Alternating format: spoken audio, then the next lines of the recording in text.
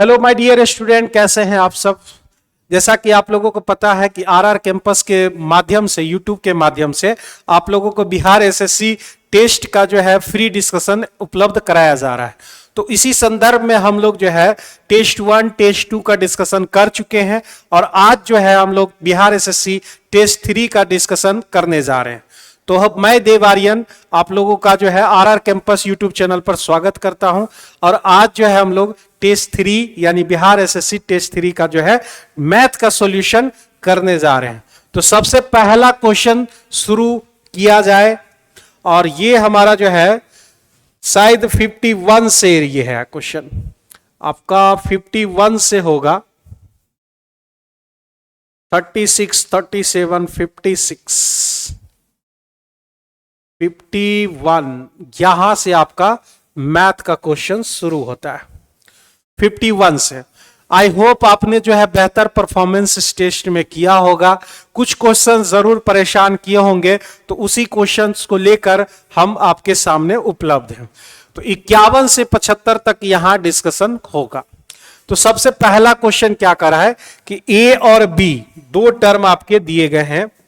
ए और बी दो पाइप किसी खाली टंकी को क्रमशः 10 घंटे और 16 घंटे, ए जो है 10 घंटा लेगा और बी जो है 16 घंटा में भर सकता है। इसमें से प्रत्येक को एकांतर क्रम का मतलब क्या होता है कि अल्टरनेट डेज में वर्क करवाया जाता है। जैसे आज जो है ए से करवाए तो कल बी से करवाएंगे, अगले दिन सी से करवाएंगे। इस तरह से जो है अल्टरनेट डेज में किया जाता है। तो 10 और 16 का जो अगर हम एलसीएम ले तो हमको कितना मिल जाएगा, 80 मिल जाएगा। तो ये 8 से कटेंगे और ये आपका जो है 16 पचे 80। ये जो हम लोग निकालते हैं इफिशिएंसी निकालते हैं और ये हमारा वर्क है, ये हमारा टाइम है। ठीक है। अब यहां पे बात क्या आ रही है कि एकांतर वाले क्वेश्चन में, अल्टरनेट डेज वाले क्वेश्चन में सबसे ज्यादा इंपॉर्टेंट ये चीज हो जाता है कि आप जो है किससे काम करवाना शुरू कर रहे हैं। तो यहां क्वेश्चन कर रहा है कि पहले पाइप बी को खोला जाता है, यानी जो हमारा डायग्राम बनेगा सबसे पहले बी एक दिन वर्क करेंगे, उसके अगले दिन ए एक दिन वर्क करेगा और यही क्रम चलता रहेगा जब तक काम कंप्लीट नहीं हो जाते हैं। तो अगर हम 2 दिन की बात करें, 2 दिन की अगर हम बात करें तो कितने यूनिट काम हो गए, 8 5 13 यूनिट काम हो गए। ऐसा कोई डिजिट हमसे चाहिए जिसको हम 13 से मल्टीप्लाई करें तो 80 पहुंच जाए या 80 के पीछे रहे। तो ऐसा एक डिजिट है, वह है 13 6 के 78, 78। जितना से यहां गुना उतना से यहां भी गुना। ठीक है। तो अब 6 दूने 12 हो गए हमारे। अब जो है कितना यूनिट बचा, 2 यूनिट बच गए हैं। किसके पास वो काम जाएगा, तो 2 यूनिट बी के पास जाएगा, क्योंकि पेयर जो है हमारा बी और ए का खत्म हो चुका है। तो वापस बी के पास हम लोग जाएंगे। तो वह 2 यूनिट कब करेगा, तो बी की इफिशिएंसी है एक दिन में 5 यूनिट करने की। तो भाई 5 यूनिट एक दिन में करेगा, 5 यूनिट एक दिन में, तो 2 यूनिट कितने दिन में, 2/5 दिन में। तो 2/5 दिन हमारा एक्स्ट्रा समय लगेगा। तो इससे हमारा जो क्वेश्चन का जो आंसर है 12.2/5 हो जाएंगे, जो कि आपके सी नंबर ऑप्शन में मौजूद है। तो ये अल्टरनेट से जुड़ा हुआ क्वेश्चन है। टाइम एंड वर्क में जो है यह क्वेश्चन बार बार आते हैं। इससे भी ज्यादा बार क्वेश्चन आता है आपका लिविंग एंड ज्वाइनिंग से रिलेटेड क्वेश्चन। कुछ दिन काम किया, कुछ दिन छोड़ दिया, इस तरह के क्वेश्चन। तो ये भी एक इंपॉर्टेंट टाइप है। बढ़ते हैं अगले क्वेश्चन की तरफ। अगला क्वेश्चन हमारा है 52 नंबर क्वेश्चन 52। तो ये क्वेश्चन क्या कह रहा है कि ए और बी कि मासिक आय का अनुपात 4:5 दे रखे हैं। तो वह हम लिख लेते हैं। ए और बी का जो इनकम है, मंथली इनकम 4 और 5 दे रखा है और उसका जो एक्सपेंडिचर है वह 3:8 दे रखा है। मतलब एक्सपेंडिचर जो है 3:8 दे रखे हैं। अब क्या कह रहा है कि ए का जो इनकम है ना, बी के एक्सपेंडिचर के बराबर है। अब यहां से हम अगर x लगा दें, इसको इनकम वाले में x, एक्सपेंडिचर वाले में y लगा दिए। तो a का जो इनकम होगा, a का इनकम है कितना 4x और b का एक्सपेंडिचर है कितना, b का एक्सपेंडिचर है 8y। यह दोनों आपस में बराबर है, तो x और y का जो रेशियो होगा वह कितना होगा 2:1 होंगे। x और y का जो रेशियो होगा वह 2:1 होगा। हमसे पूछा क्या जा रहा है, a और b का बचत बताइए। तो सेविंग लाना है हमको a और b का।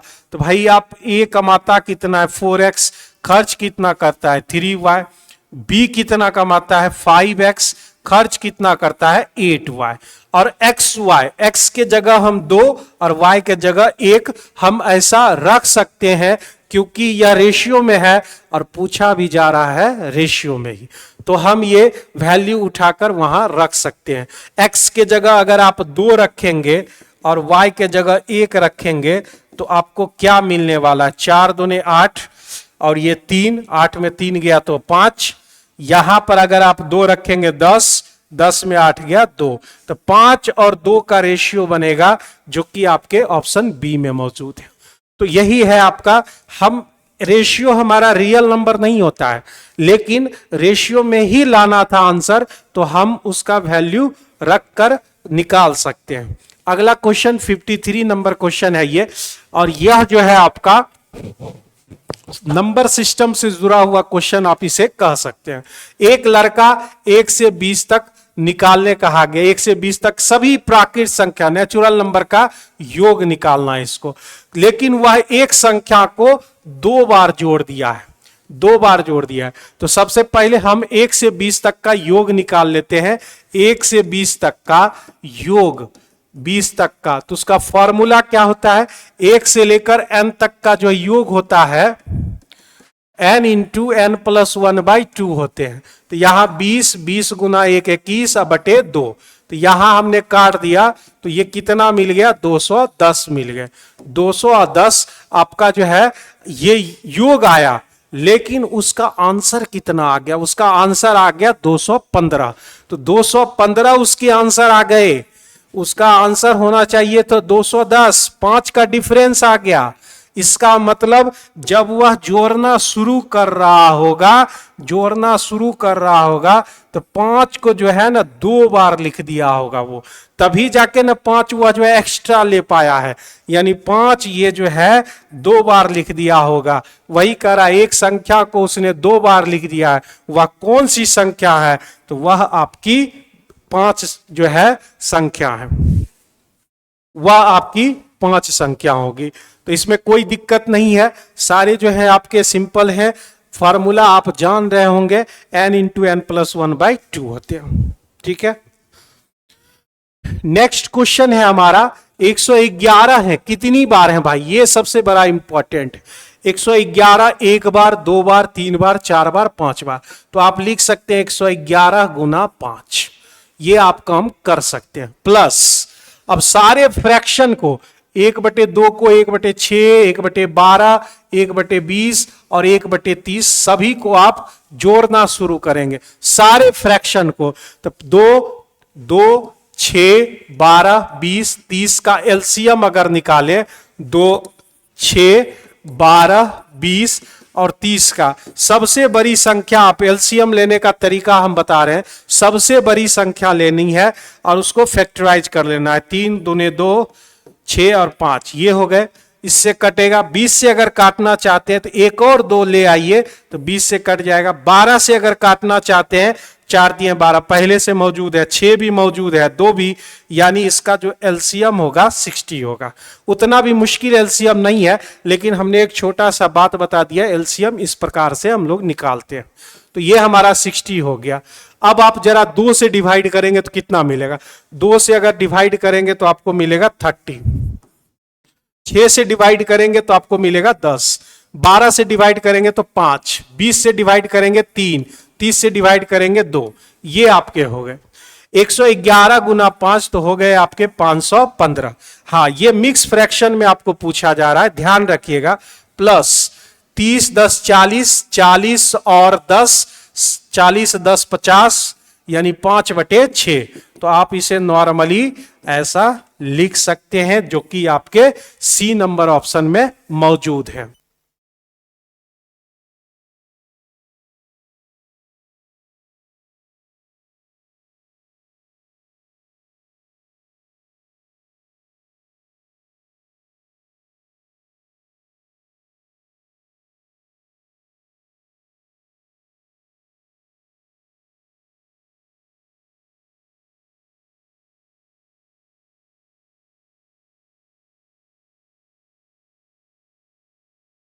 तो अगला क्वेश्चन हमारा क्या है ये देख लेते हैं। नेक्स्ट क्वेश्चन 55 नंबर क्वेश्चन है। यह आपने कई बार क्वेश्चन देखा होगा, हर एक छोटे छोटे एग्जाम से लेकर बड़े एग्जाम तक पूछा जाता है। 3 का पावर कितना है 11, फिर 3 का पावर 12, 13 दिए हुए हैं और 14 दिया हुआ है। तो 3 का पावर 11 क्या हम कॉमन ले सकते हैं? एकदम ले सकते हैं। तो यहां पर हमारा क्या बचेगा 1, यहां क्या 3 का पावर 1, 3 का पावर 2, 3 का पावर 3। तो यहां कितना हो जाएगा 27, 27 में 9 जोड़ देंगे तो हमारे कितने हो जाएंगे 36, 36 और 4 हो जाएंगे 40। अब यहां जो नंबर्स हमको दिख रहे हैं वह 2 से डिविजिबल हो सकता है, 3 से हो सकता है, 5 से, 10, 20 से, बहुत सारे नंबर से डिविजिबल हो सकता है। लेकिन ऑप्शन में कितने हैं? ऑप्शन में 7 है, कहीं 7 नजर नहीं आ रहा, नहीं होगा। 8 से, 8 पचे 40, इसी से आपको दिख रहा है 40 है, इसका मतलब 8 से डिविजिबल होगा, 11 से नहीं, 14 से नहीं होगा। तो आपके जो आंसर होंगे आपके बी नंबर ऑप्शन होंगे। Correct answer is B. Next question 56 number question का रहा है कि 2 संख्याओं का जो अनुपात है वह 3:5 है। ये पहली संख्या और ये दूसरी संख्या, दोनों संख्या में हम कितनी की वृद्धि कर रहे हैं? तो 8 की वृद्धि कर रहे हैं। 8 जब हम बढ़ा लेते हैं, 8 जब हम बढ़ा लेते हैं तो वह 13:19 बन जाता है। तो कहता है दोनों संख्याओं का योग बताइए। बेसिक नहीं लगाना है, बेसिक लगाने पर टाइम बहुत ज्यादा लगता है। आप देखिए वर्टिकल डिफरेंस, क्या वर्टिकल डिफरेंस इक्वल है? यहां 10 का डिफरेंस और यहां आपका जो है 10 का डिफरेंस नहीं है। तो हम क्या करते हैं? हॉरिजेंटल डिफरेंस लेते हैं, हॉरिजेंटल डिफरेंस और एक दूसरे में गुना करते हैं। यहां 3 और 5 का डिफरेंस कितना 2 और यहां कितना 6, 2 और 6, इसको 6 से गुना करेंगे और इसको 2 से गुना करेंगे। या आप ऐसा कह सकते हैं इसको 1 से गुना करेंगे तो इसको 3 से गुना करेंगे, ऐसा भी कह सकते हैं। या 6 से ही गुना कर लीजिए, 6 3 18, 6 5 30, ये हो जाता है 13 दूने 26, 19 दूने 38। कितना का डिफरेंस? वर्टिकल डिफरेंस कितने का? कितना का? 18 और 26 में कितना का डिफरेंस? 8 का डिफरेंस। यहां भी 8 का डिफरेंस। हमको डिफरेंस हर हालत में इक्वल लाना है, उसके लिए आप चाहे जितना से गुना कर सके। तो 8 का डिफरेंस, यहां भी 8, तो 8 में 8 यूनिट, 1 यूनिट मतलब 1 के बराबर कर संख्याओं का योग। अब ये पुराना हमारा रेशियो नहीं रहा, अब हमारा नया रेशियो होगा 30 और 18 48, 1 में 1 तब 48 में 48। यानी इस क्वेश्चन का सीधा और सटीक आंसर बी नंबर ऑप्शन होंगे। नेक्स्ट क्वेश्चन 57 नंबर क्वेश्चन क्या कह रहा है? एक सेब का मूल्य है, एक सेब का मूल्य 80 रुपया है, वह 100 रुपया में बदल जाता है। तो 80 रुपया से 100 रुपया बन गया, ठीक है। कितना वृद्धि हुआ भाई? कितना इंक्रीज किया परसेंटेज में? तो भाई 20 बढ़ा, कितना में? 80 में। तो आप इसे क्या कहेंगे? 25% बोलेंगे। 25% आपका इंक्रीज हुआ है। अब ये क्वेश्चन कह रहा है कि जब सेब का दाम 20% बढ़ गया है, सॉरी 25% बढ़ गया है, तो हमें खपत कितनी कम कर देनी चाहिए? खपत कितनी कम करनी चाहिए कि हमारा खर्चा पहले जैसा ही रहे? तो ऐसा सवाल के लिए आप फॉर्मूला जानते हैं, x 100 प्लस x गुना 100। अगर वृद्धि होती है तो प्लस और कमी होती है तो माइनस लगाते हैं। तो हमको पता लगाना है कितना डिक्रीज परसेंट करना होगा। तो 25 कितना हो गया? 25 वृद्धि हो रही है तो प्लस लगाइए 125 गुने 100, तो 5 से काटिए। इसका मतलब है कि हम अपने जो है खर्च को 20% कम कर देंगे, अपनी खपत को 20% कम कर देंगे। इससे होगा क्या कि हम अगर जो रुपया अमाउंट पहले दे रहे थे उसी अमाउंट में मेरा घर का खर्च चल जाएगा। आगे बढ़ते हैं, खर्चा बिल्कुल नहीं बदलेगा। साधारण ब्याज का ये क्वेश्चन है, सिंपल इंटरेस्ट। यदि साधारण ब्याज पर लगाई गई कोई धनराशि 8 वर्षों में 7 गुना हो जाती है। आप इस बात को समझिए कि प्रिंसिपल अगर 1 रुपया है तो अमाउंट आपके जो है 7 गुना मतलब 7 रुपया हो जाएंगे। ठीक है, तो अमाउंट जब 7 रुपया होगा इसका मतलब दोनों के बीच के डिफरेंस को हम लोग एसआई बोलते हैं। कितना रुपया का डिफरेंस है? 6 रुपया का डिफरेंस है। और ऐसा कितने सालों में हुआ है मेरे भाई? तो 8 सालों में ऐसा घटना घटा है। 8 ईयर में आपका ऐसा हुआ है। ठीक है, 8 साल में 6 रुपया बढ़ा है 8 साल में। अब कह रहा है कि कितने वर्षों में वह 19 गुना हो जाएगी। कितने वर्षों? 1 रुपया 19 रुपया बन जाना चाहिए। कितना बढ़ा हमारा इंक्रीज कितना हुआ? तो इंक्रीज हुआ है आपका 18 रुपया। यहां जो डिफरेंस होंगे वही यहां लिखते हैं, जो डिफरेंस है वहां लिखे थे तो 18 रुपया। इस दोनों में जो रिलेशन है, क्या रिलेशन है? तो यह 3 गुना है, तो यहां भी हमको 3 गुना करना होगा। तो यह कितने साल में पॉसिबल है? तो वह 24 साल में पॉसिबल है। ऐसे सवालों के लिए एक बेसिक रूल भी आता है। खैर हम रूल लगाना नहीं चाहते हैं, रूल याद नहीं रहता है, जहां पॉसिबल हो बेसिक से ही लगा लेते हैं। बेसिक क्या, यहां पर जो है इतनी इजी तरीके से जल्दी क्वेश्चन बन जा रहा है, ये मेथड मुझे सबसे बेस्ट मेथड लगता है। 59 नंबर क्वेश्चन कह रहा है कि एक समूह में कुछ छात्रों की औसत ऊंचाई 156 सेंटीमीटर है। कुछ स्टूडेंट का, सबका नहीं है। तो 160 सेंटीमीटर औसत ऊंचाई वाले 5 छात्र समूह में शामिल हो जाते हैं। 156 हमारा दिया हुआ है, 160 सेंटीमीटर औसत ऊंचाई वाले 5 छात्र शामिल हो जाते हैं। तो समूह के सभी छात्रों की औसत ऊंचाई में 0.8 सेंटीमीटर की वृद्धि हो जाती है। तो शुरू में समूह में कितने छात्र थे, ये बात आपको पता लगाना है कि आखिर उसमें जो है कितने स्टूडेंट रहे होंगे, कितने स्टूडेंट रहे होंगे। आप लगा सकते हैं ऐसा, एक्स स्टूडेंट मान लेते हैं तो वह 156 एवरेज होगा एक्स का। 160 सेंटीमीटर वाले ऊंचाई वाले 5 छात्र समूह में शामिल हो गए। 160 वाले 5 स्टूडेंट समूह में शामिल हो गए।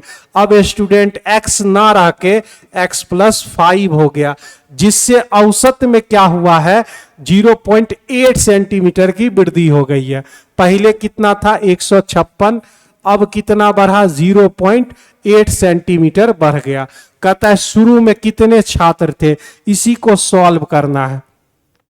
156x प्लस यहां पे अगर हम करें कितना 16 5 80 800, यहां x से गुना होगा तो कितने हो जाएंगे, x+5 आप ऐसा लिख लीजिए। 156.8 है तो 156.8x प्लस 156.8x में अगर आप 5 से गुना करते हैं, ठीक है, तो 156 गुना 5 तो हो गए 6 5 30, 15 5 75, 3 78 और 8 5 40, 4 बढ़ गया तो कितने हो गए 784 हो गए। इसको दूसरे तरीके से भी बनाया जा सकता है। यहां पे अगर आप डिफरेंस लें तो 0.8x का डिफरेंस है, ये उधर गया ये इधर आ गए तो कितने का डिफरेंस यहां पर भाई 16 का डिफरेंस, 16 का डिफरेंस है। तो x का वैल्यू हो जाएगा 16/0.8, पॉइंट उड़ा दीजिए 10 ऊपर 8 दूनी 16, यानी उस ग्रुप में टोटल कितने विद्यार्थी थे, 20 स्टूडेंट थे उस ग्रुप में। टोटल आपके जो है 20 स्टूडेंट उस ग्रुप में अवेलेबल थे। ठीक है, ये हमारा जो है ये आपका आंसर आ जाएगा, 20 आपके आंसर हो जाएंगे। एक सेकेंड,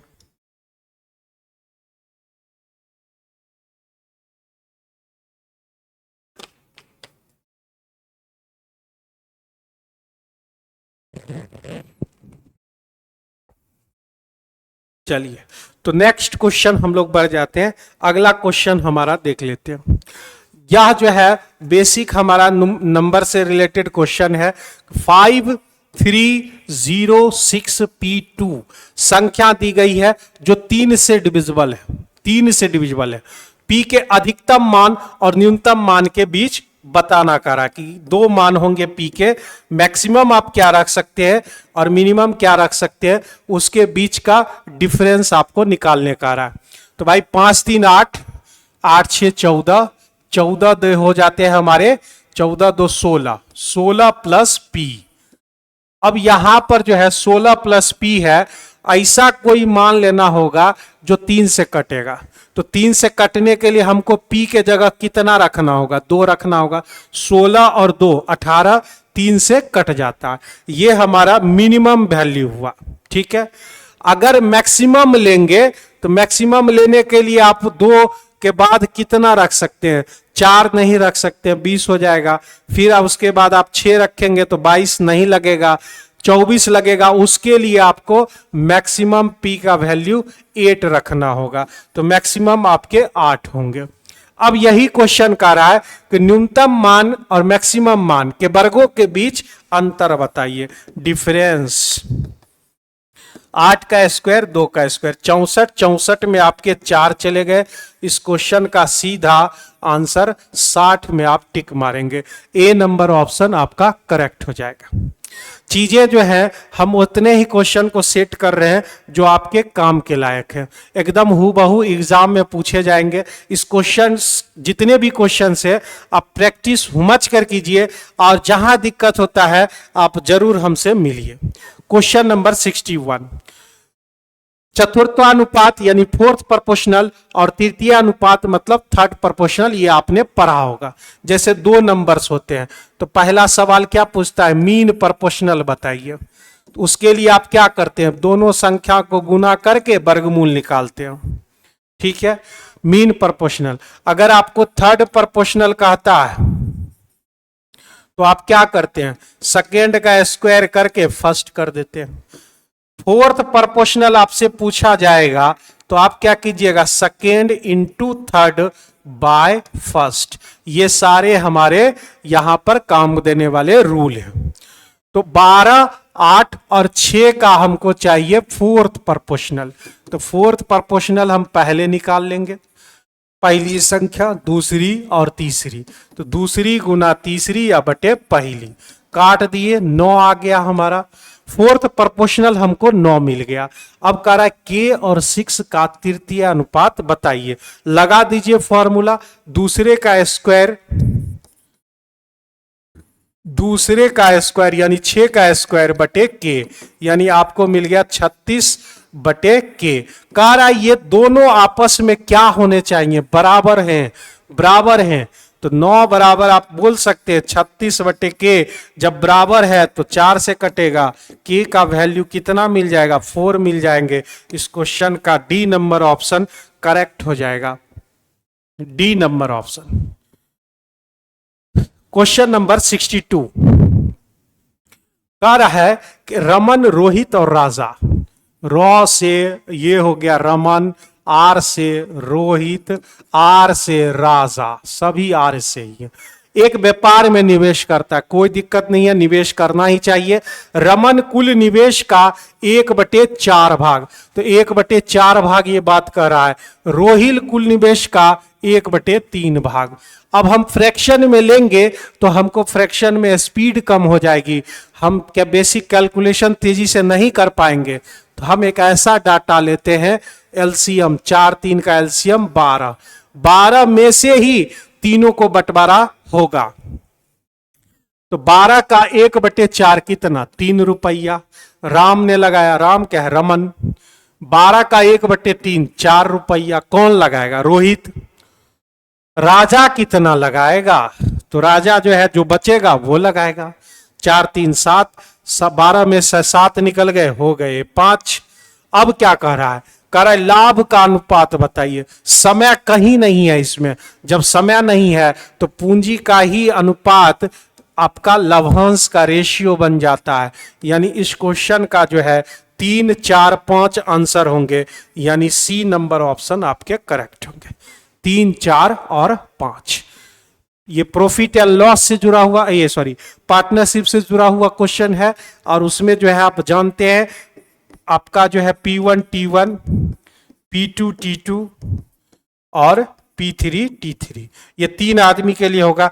जब ड्यूरेशन हमारे है ही नहीं तो यानी पूंजी का ही अनुपात रेशियो का अनुपात बन जाएगा। एलजेब्रा का ये सवाल है। एलजेब्रा का भी आप बोल सकते हैं, चूंकि एलजेब्रा में जो है एलिमेंट्री एलजेब्रा बिहार एसएससी का मेन पार्ट है। कुछ पार्ट्स में एलजेब्रा जो एलजेब्रा से रिलेटेड है, जैसे आप एलजेब्रा आप किसको बोलते हैं? घातांक करनी भी एलजेब्रा का पार्ट है। आप जो है 9वां 10वां में पढ़ते थे द्विघात समीकरण, वो भी एलजेब्रा का ही पार्ट है।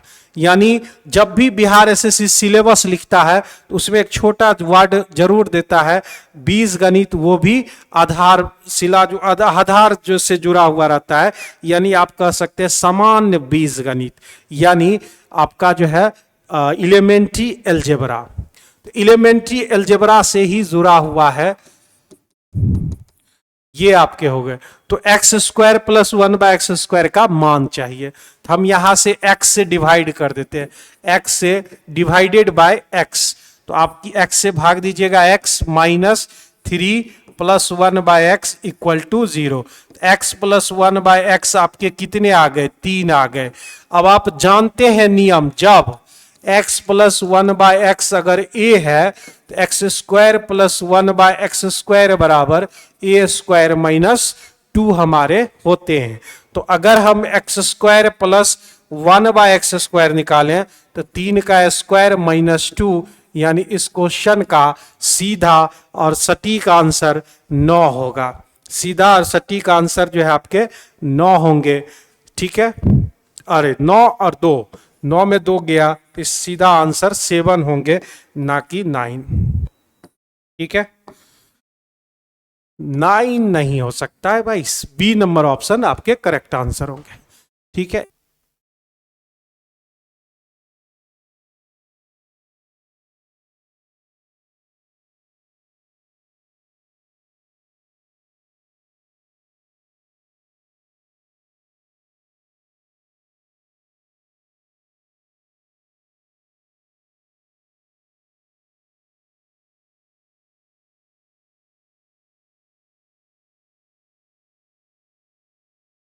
चलिए आइए अगले क्वेश्चन की तरफ। क्वेश्चन नंबर 64 हम देख लेते हैं।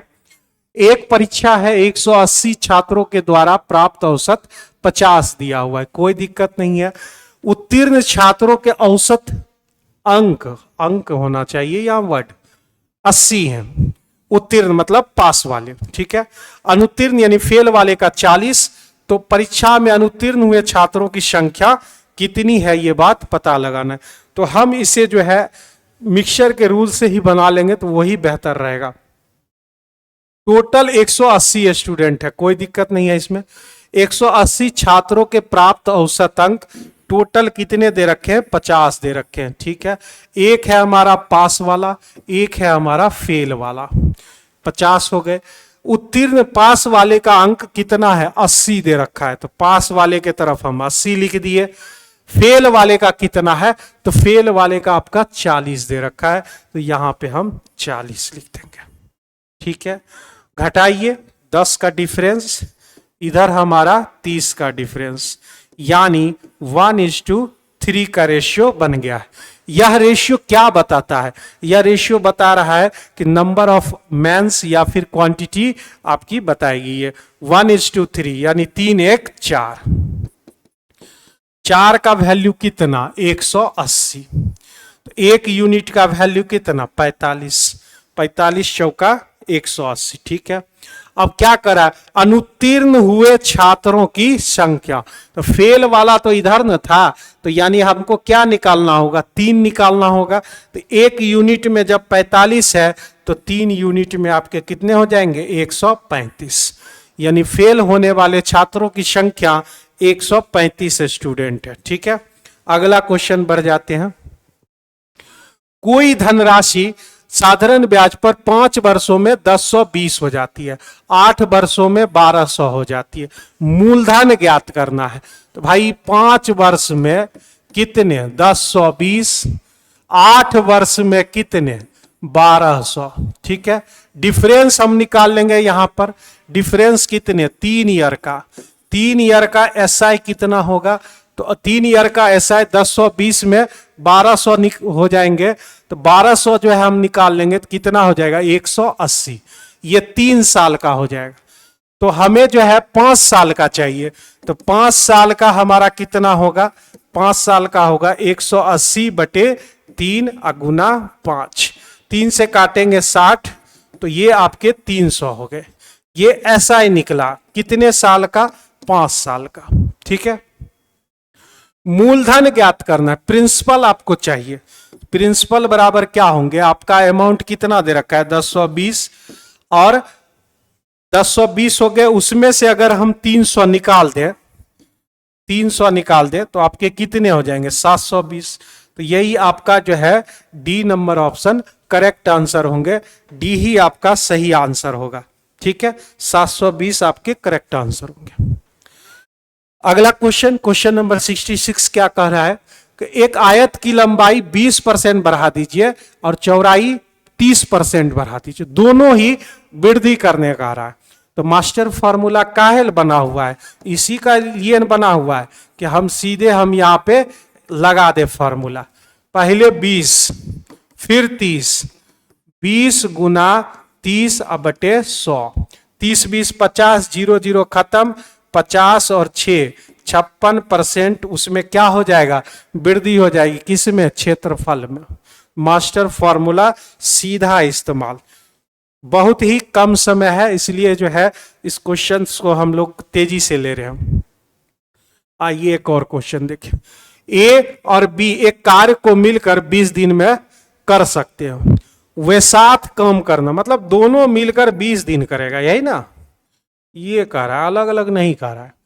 वे एक साथ कार्य करना आरंभ करते हैं परंतु 4 दिन के बाद एक साथ काम शुरू कर दिया, 4 दिन ये रिलेशन चला, ए ने छोड़ दिया, शेष काम बी अकेला बेचारा 24 दिन में कंप्लीट किया। ठीक है, ए संपूर्ण कार्य को अकेला कितने दिनों में पूरा कर सकता है, ये डाटा है। थोड़ा सा मुश्किल सवाल लगा होगा विद्यार्थियों को, क्योंकि इसके साथ कोई और डाटा नहीं मौजूद है। तो हम क्या करेंगे कि हम ये मान लेंगे, माना कि टोटल जो हमारा वर्क है वह 20 यूनिट है, 20 यूनिट हमने मान लिया, जितना ये डाटा था उतना ही वर्क मान लिया। अब ए प्लस बी 20 यूनिट वर्क को 20 दिन में करेगा, 20 यूनिट काम 20 दिन में, इसका मतलब है कि इफिशिएंसी एक दिन में 1 यूनिट रही होगी। ठीक है, एक दिन में 1 यूनिट, आपने मिलकर किया कितना, 4 दिन, तो 4 दिन में आपने अगर एक दिन में 1 यूनिट करते हैं तो 4 दिन में 4 यूनिट करेंगे आप, 4 यूनिट काम आपने कर दिया, 20 में से 4 निकल गए तो ये बचा कितना यूनिट, 16 यूनिट। किसके हिस्से में गया, बी के हिस्से में गया, तो बी का इफिशिएंसी कितना होगा, 16 यूनिट काम कितने दिन में, 24 दिन में, 8 दूने 16, 8 3 24, इसका इफिशिएंसी निकल गया 2/3। लेकिन हमें इस बी की इफिशिएंसी नहीं चाहिए, हमें चाहिए ए की इफिशिएंसी। तो ए की इफिशिएंसी निकालने के लिए ए प्लस बी की इफिशिएंसी में ए बी की इफिशिएंसी घटा लीजिए। ठीक है, तो 1/3 यूनिट पर डे आ गया, ये ए का इफिशिएंसी मिला। हमको चाहिए ए का टाइम, तो टाइम बराबर क्या होगा, वर्क, टोटल वर्क कितना 20, और उसको 1/3 से भागा देंगे तो 60 दिन में ये काम आपके कंप्लीट हो जाएंगे। 60 डेज। बहुत ही बढ़िया क्वेश्चन है। जब हम इस क्वेश्चन को दे रहे थे तब हमको लग रहा था कुछ विद्यार्थी को दिक्कत हो सकती है, नहीं देना चाहिए, लेकिन जब आप जानते हैं एग्जाम में किसी भी प्रकार के सवाल पूछे जा सकते हैं, इसलिए देना जो है सवाल मेरी मजबूरी थी। आगे बढ़ते हैं अगले क्वेश्चन की तरफ। प्रथम 10 प्राकृत संख्याओं के वर्गों का योग। बहुत सारे स्टूडेंट्स को हम हमेशा याद दिलाते रहते हैं कि 10 तक का है तो फॉर्मूला होता है n इंटू एन प्लस 1/2।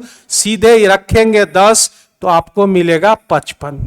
ठीक है, वर्गों का योग अगर आपको पूछा जा रहा है 10 तक का स्क्वायर, फॉर्मूला इसका n into n plus 1 2n plus 1/6, तो इसका होगा 385।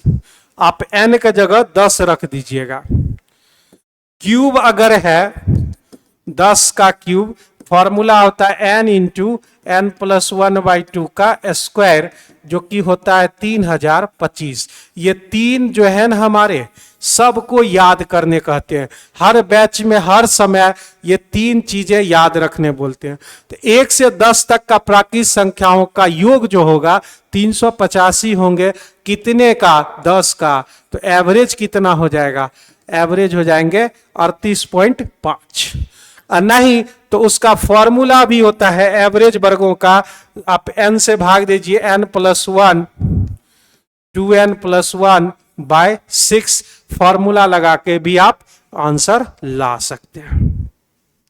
बढ़ जाते हैं अगले क्वेश्चन की तरफ। एक वस्तु का क्रय मूल्य और विक्रय मूल्य SCP SP, यह 13 रुपया और ये 9 रुपया। यदि वस्तु को 320 रुपये की हानि होती है, हानि कब होगा, जब दोनों में डिफरेंस लिया जाएगा। तो डिफरेंस कितने का, 4 का, 4 में 320, 1 में 80। क्रय दोनों का योग बताइए, क्रय और विक्रय मूल्य का योग। तो भाई जोड़ लो, 13 और 9 कितने, 22, 22 अठे 176 यानी 1760 आपके करेक्ट आंसर होंगे, 1760। थोड़ा सा स्पीड हम बढ़ाए हुए हैं इसी वजह से कि नेक्स्ट क्लास समय हो चुका है। एक मिश्रण में भार के अनुसार 18% तांबा है, ठीक है, 18%। देखिए ध्यान से, 81 केजी तांबा प्राप्त करने के लिए कितने मिश्रण में कितने की केजी की आवश्यकता पड़ेगी। तो आप सीधे निकालिए ना, x का 18% आपको तांबा दिया गया है, वह 81 केजी के बराबर है। ठीक है, तो यहां हो गए हमारे 50, ये हो गए 9, 9 नमा 81। तो आपके लिए जो है 450 केजी लीजिएगा तभी न जो है आपको 81 केजी मिल पाएगा। तो 100% निकालना था इसमें। बड़ा अच्छा क्वेश्चन है, इसको ध्यान से देखने की जरूरत है। 7 क्रमागत विषम संख्या लेना है, 1 2 3 4 5 6 7। ठीक है, क्रमागत मतलब क्या हो गया, लगातार, लगातार मतलब एपी में है ये। ठीक है, कह रहा है कि इसका एवरेज ए दे रखा है, तो भाई एवरेज निकाल लो, 3 इधर 3 इधर, इसी का नाम एवरेज रखा गया है, जो ए से, ए लेटर से उसको सूचित कर रहा है। ठीक है, कह रहा है कि यदि इन 7 विषम संख्याओं के अगली 4 विषम संख्या लीजिए, इसके आगे 4 लीजिए, मतलब 1 2 3 4 5 6 7, ये पहले से 7 है जिसमें से इसका नाम ए रखा गया है। 4 लीजिए, 1 2 3 4, 4 को एक्स्ट्रा ले लिए। कर पिछली 3 लीजिए, 1 2 3, पिछली 3 हमने ले लिया। अब क्या कर रहा है, जब मिला लीजिएगा तो 14 को बन जाएगा। ठीक है, 14 बन भी जाएंगे, 4 इधर 3 उधर, अब बीच में 7, 14 हो गए। उसका नया औसत क्या होगा, ये बात पता लगाना। क्या वर्ड लिखा हुआ है, क्रमागत, एक एक का डिफरेंस होगा। अगर 14 है, 14 नंबर का पहले हम एवरेज निकाल लेते हैं। तो 14 का निकालने के लिए आप 6 6 छोड़िए, 3 3 6, इधर छोड़ दीजिए, 3 3 6, इधर छोड़ दीजिए, ठीक है। 14 हमारे हो गए, 6 6 12 निकाल लिया हमने, ठीक है। कहीं गलती हम लोग तो नहीं कर रहे हैं। 3 3 6, ठीक है, 3 3 6, ठीक है, एकदम सही कर रहे हैं हम लोग। अब ये a है और ये क्या होगा, a+1 होंगे। हम लोग कहीं पर जरूर गलती कर रहे हैं, हम लोग गलती कर रहे हैं। 3 4 5 6 7, 3 इधर छोड़े 3 इधर छोड़े, एवरेज बिल्कुल सही है। अब हम लोग लेने वाले हैं टोटल 14। 14 लेने के लिए 6 इधर छोड़ना पड़ेगा, 6 उधर छोड़ना पड़ेगा, बीच में दोनों को जोड़कर 2 से भागा देना पड़ेगा। तो 7 क्रमागत विषम संख्या, ठीक है भाई। ये विषम लेंगे तो अगली a+2 होगा, a+2, ठीक है। अगला जो नेक्स्ट होगा a+2 होगा। ये दोनों के बीच का एवरेज हमको चाहिए। तो a और a+2 अगर हम जोड़ कर 2 से भागा दे तो आपको क्या मिलेगा, 2a+1, यानी a+1 इस क्वेश्चन का जो है आंसर हो जाएगा। फिर से दोबारा हम इस क्वेश्चन को समझ लेते हैं। सबसे पहले 7, तो 3 इधर छोड़े 3 उधर छोड़े, बीच वाला एवरेज होगा जिसका नाम उसने रख दिया है a, ठीक है। अब उसमें हम 4 एक्स्ट्रा इधर बढ़ाए, 3 एक्स्ट्रा इधर बढ़ाए तो 7 एक्स्ट्रा हो गया, तो 7 7 हो गए 14। 14 में हमने 6 उधर छोड़ा 6 इधर छोड़े, तो बीच में बच गए 2। ये दोनों को योग करके 2 से भागा देता है, तो हमारा इसका नाम पहले से है। अब क्रमागत विषम संख्या लिया हुआ है, 2 2 का अंतर चलेगा, तो अगर ये a है तो अगला a+2 होगा। तो ये दोनों को जोड़ लिए और 2 से भागा दिए, तो हमको आंसर जो है डी नंबर ऑप्शन आया हुआ है। डी नंबर आपके करेक्ट आंसर होंगे। अगला 72 नंबर क्वेश्चन।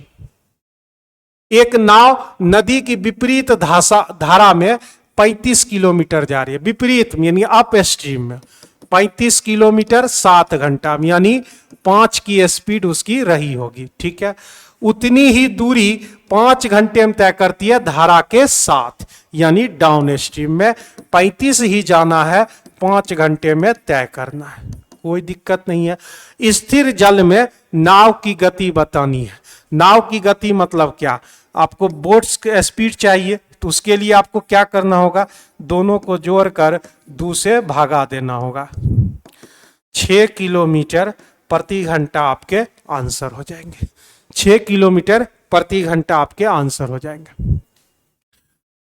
आइए 73 नंबर क्वेश्चन पे। 73 नंबर क्वेश्चन जो है कैलकुलेट कर लीजिएगा, आपका जो है ए नंबर ऑप्शन करेक्ट आंसर होगा।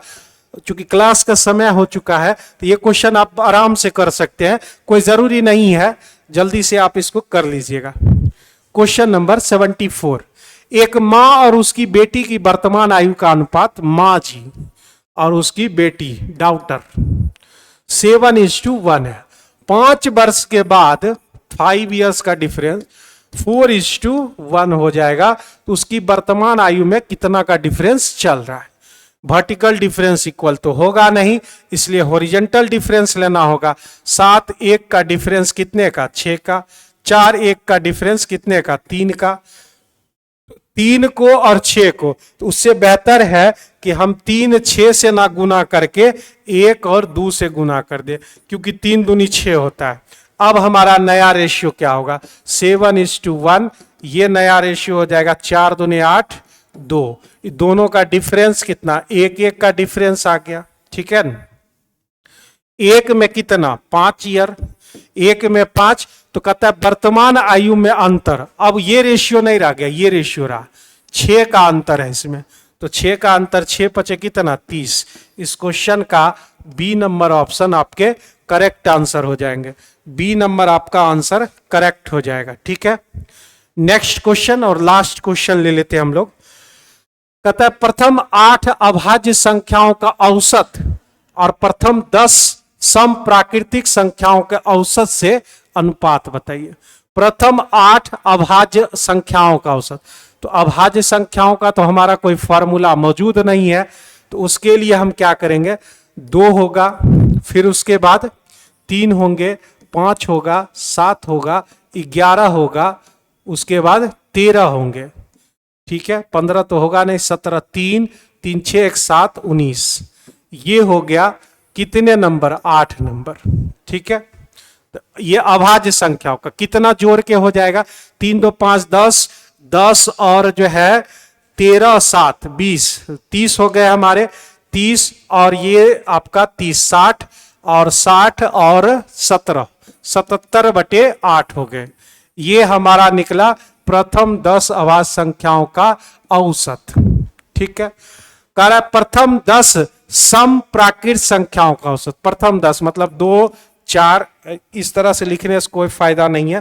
प्रथम 10 सम संख्याओं का एवरेज क्या होता है, सम संख्याओं का एवरेज, तो सम संख्याओं का एवरेज होता है n इंटू n प्लस 1, 10 गुने 11, तो आपका जो एवरेज होगा वह n प्लस 1 हो जाएंगे, यानी 10 प्लस 1 मतलब 11 हो जाएगा। ठीक है, तो यहां पर हमारा जो है 11 लिखना पड़ेगा, 77/8 और 11 का रेशियो, 7 से इसको काट दीजिए, आंसर 7:8 हो जाएगा। एवरेज प्रथम n सम संख्याओं का एवरेज होता है n प्लस 1, इसलिए 10 का होगा 10 प्लस 1 11। तो ये थे हमारे जो है टोटल 75 क्वेश्चन। थोड़ी सी स्पीड हमने ज्यादा रखी है क्योंकि क्लास का टाइम हो रहा था। तो ये हमारे 75 क्वेश्चन 51 से लेकर 75 तक आपके हो गए। ठीक है, तो माय डियर स्टूडेंट्स, अगर किसी क्वेश्चन में आपको थोड़ी सी भी जरा से भी हिचक नजर आ रही है या नहीं समझ आ रहा है, तो आप क्या कीजिए, कमेंट सेक्शन में वो क्वेश्चन या फिर अपना डाउट छोड़ दीजिए, हम उसको जो है अगले वीडियो में कंप्लीट करेंगे। तो मिलते हैं नेक्स्ट वीडियो में, तब तक के लिए गुड बाय, टेक केयर।